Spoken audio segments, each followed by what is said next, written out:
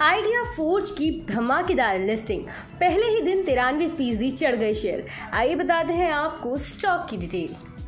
Drone बनाने वाली company idea forge technology के शेयरों ने 7 जुलाई को स्टॉक एक्सचेंजों पर धमाकेदार एंट्री की।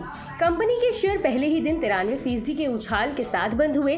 नवंबर 2021 के बाद ये पहली बार है जब किसी शेयर में लिस्टिंग के दिन इतना बड़ा उछाल देखा गया। खास बात यह है कि आइडिया फोर्ज टेक्नोलॉजी के शेयरों की लिस्टिंग ऐसे दिन हुई है जब शेयर बाजारों में व्यापक तौर पर गिरावट का माहौल था।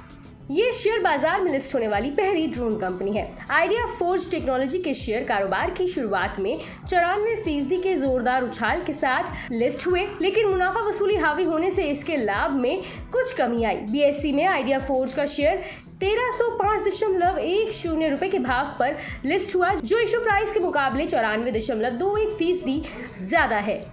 इसका इशू प्राइस 672 रुपए था। कारोबार के दौरान ये 1344 रुपए के उच्च स्तर पर भी पहुंच गया, लेकिन अंत में ये 1295.50 अंक पर बंद हुआ। ये इशू प्राइस के मुकाबले 92.78% ज्यादा है। नेशनल स्टॉक एक्सचेंज में भी आइडिया फोर्ज के शेयर 1300 रुपए के भाव पर लिस्ट हुए, जो इशू प्राइस से 93.45% ज्यादा है। हालांकि कारोबार के अंत में 1297 रुपए के भाव पर ये बंद हुए। शेयर बाजार में पहले दिन इस कंपनी का मार्केट कैपिटलाइजेशन 5398.43 करोड़ रुपए रहा। पिछले हफ्ते आइडिया फोर्ज टेक्नोलॉजी के 567.24 करोड़ रुपए के आईपीओ को 106.05 गुना सब्सक्रिप्शन मिला था। इशू के लिए प्राइस बैंड 638 से 672 रुपए तय किया गया था।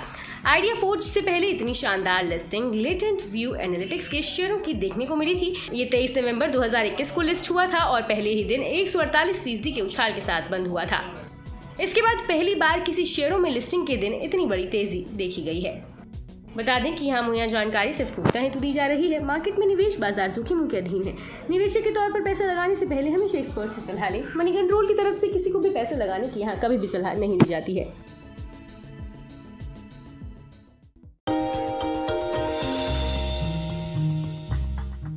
डू यू नो में आज हम बातचीत करने वाले हैं हर घर का चहेता ब्रिटानिया के बारे में। दरअसल ब्रिटानिया आपको आमतौर पे एक बिस्किट कंपनी लगती होगी, लेकिन ब्रिटानिया एक बिस्किट कंपनी ही नहीं है, बल्कि कन्फेक्शनरी कारोबार में एक काफ़ी बड़ी फूड जायंट के तौर पे आप इस कंपनी को देख सकते हैं।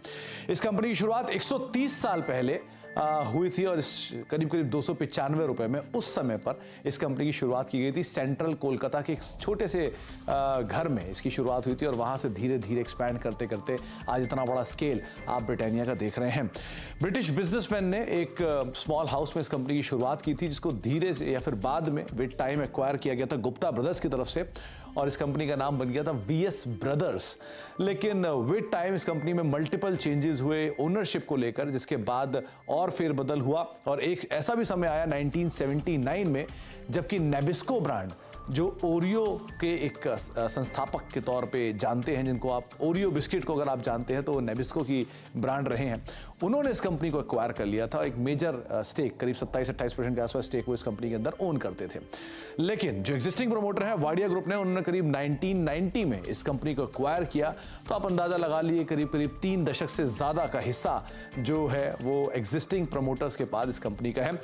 इसके अलावा एक और इंटरेस्टिंग फैक्ट ये भी है कि वर्ल्ड वॉर 2 जब हुआ था तो इस कंपनी को एक ऑफिशियल पार्टनर के तौर पर चुना गया था। जो कंपनी जो सैनिक थे उनको फूड बिस्किट्स प्रोवाइड कराती थी, जो कि उनके आगे के लिए कामकाज करते थे। तो एक बड़ा इंटरेस्टिंग फैक्ट ये भी है कि आर्मी को भी ये कंपनी सप्लाई करती थी वर्ल्ड वॉर 2 के अंदर।